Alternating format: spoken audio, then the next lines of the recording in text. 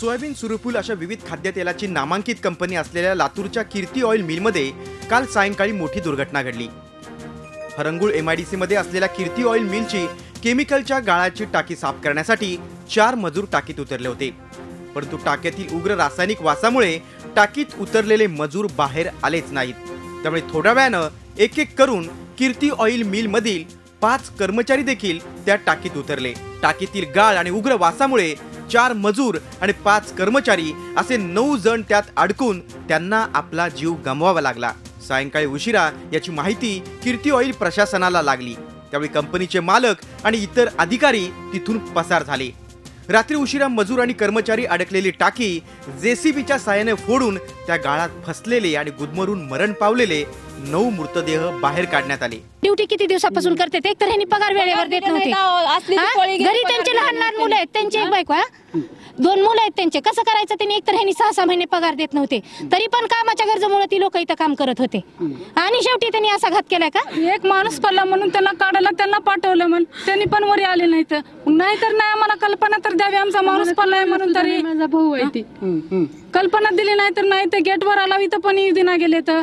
आता निष्काळजीपणे केमिकलच्या टाकीत उतरवणाऱ्या कीर्ती ऑइल मिलच्या मालक आणि अधिकाऱ्यावर सदोष मनुष्यवधाचा गुन्हा दाखल करून त्यांना फाशीची शिक्षा देण्याची मागणी मृतांच्या नातेवाईकांनी केली आहे।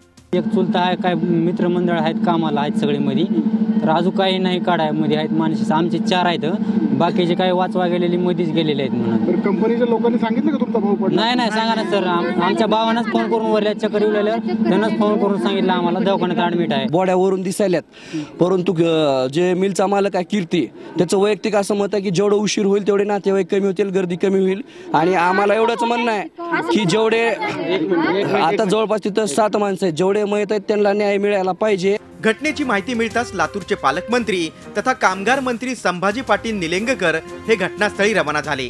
त्यांनी स्वतः पाहणी केली, मात्र यावेळी मृतांच्या नातेवाईकांनी काही काळ कामगार मंत्र्यांना घेराव घातला, तसंच यातील दोषींवर कठोर कारवाई करण्याची मागणी केली।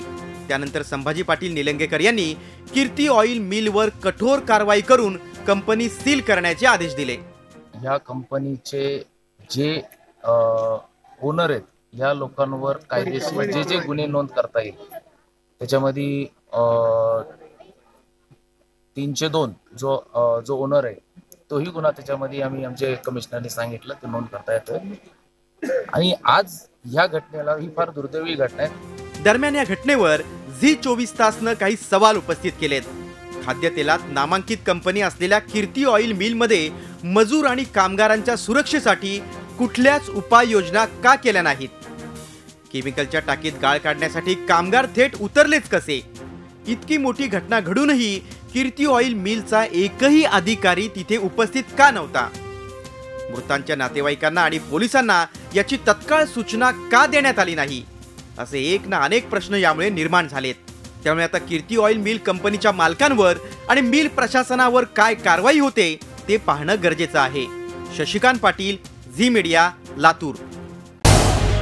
झी 24 तास रहा एक पाऊल पुढे।